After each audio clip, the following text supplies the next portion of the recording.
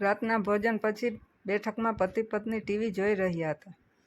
ખીણતા અને આક્રોશભરી અવાજે સુરેખાબેને કહ્યું, હવે બંધ કરો ને ટીવી, મગજ પાકી ગયું આવા સમાચાર જોઈને. મનહરભાઈએ ટીવી બંધ કર્યું. બંને સૂવા ગયા. હમણાં ટીવી પર 2 દિવસથી એક જ સમાચાર ચાલતા હતા કે એક નવપરિણીત યુગલ ફરવા ગયું. ત્યાં યુવતીએ ભાડૂતી મારાઓ બોલાવીને પતિની હત્યા કરાવી નાખી. સૂતા સૂતા પણ સુરેખાબેને બબડાટો કર્યો, શું થઈ ગયું છે આ દુનિયાને?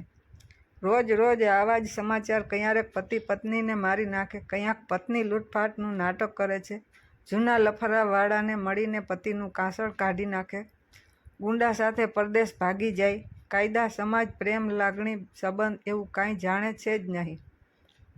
બબડાટ સાંભળીને મનહરભાઈએ હસવાનું વિચાર્યું, પણ હસી શક્યા નહીં. નિસાસો નાખ્યો.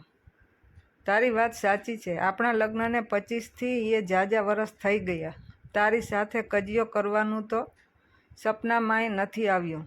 ને આજની આ નવી પ્રજા પરણીને 8-10 દિવસમાં તો એકબીજાને મારી નાખવાનું ગોઠવી નાખે.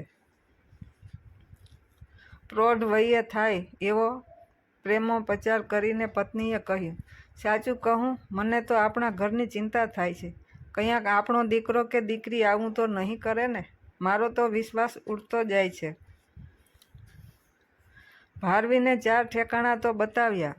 આપણી રીતે એ સારા જ હતા, પણ એની તો બધામાં ના ને. શિવમ, એને તો જોઈએ છે પોતાના જેટલી ડિગ્રીવાળી ને નોકરીવાળી ને ઉપરથી ચાલાક, ચબરાક ને આધુનિક.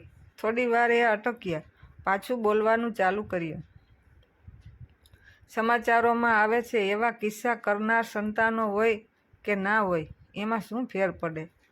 હોય એના કરતાં ના હોય એ સારું. પાછલી ઉંમરના મા બાપને ફજેતી દુઃખ ને ચિંતા લાડકોડથી ઉછેરીએ, મોટા ખર્ચા કરીને ભણાવીએ અને છેલ્લે આવા પરિણામ. પત્નીના આક્રોશ સાથે સહમત હોય એમ પતિએ કહ્યું, હવે આપણે શરમ મૂકીને ભારવી અને શિવમ પાસે ચોખવટ કરાવી લેવી જોઈએ. સવારે રોજની જેમ નાસ્તા માટે મુકાતી ગરમ ભાખરીને બદલે તૈયાર લાવી મૂકેલા ગાંઠિયાનો ડબ્બો બધા સામે સુરેખાબેને મૂક્યો. ભારવી અને શિવમ ભાઈ બહેનને લાગ્યું કે આજે મમ્મીનો મિજાજ કંઈક જુદો છે. કોઈ સાથે માથાકૂટ થઈ હશે એટલે ચૂપચાપ નાસ્તા માટે ગાંઠિયા લઈ લીધા. અચાનક વિસ્ફોટની જેમ મમ્મીએ ભારવીને કહ્યું, જો ચોખ્ખું સાંભળી લે, તમારી આજકાલની છોકરીઓનું આ ટીવીમાં આવે છે એવું અમને નહીં પોસાય.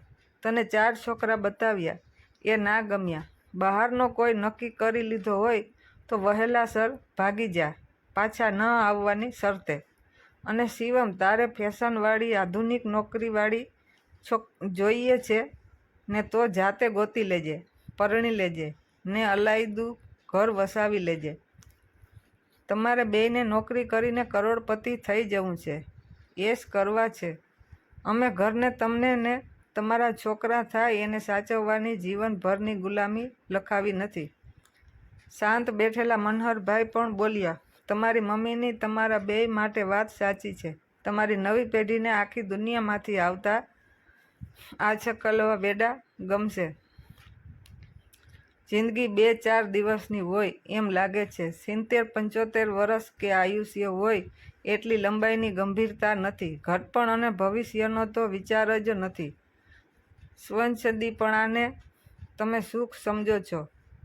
જો અમારા અનુભવોની કાંઈક કદર કે કિંમત તમને ના હોય તો અમારે તમારા માટે કાંઈ કરવાની શું જરૂર? વાતાવરણ અતિ ગંભીર થઈ ગયું. ચારેયે ચૂપચાપ નાસ્તો કર્યો. મનહરભાઈ, શિવમ અને ભારવી નોકરી પર ગયા. સાંજે પરત આવીને ભારવીએ મમ્મીને કહ્યું, બીજું માગું આવ્યું હતું ત્યાં વાત ચલાવો.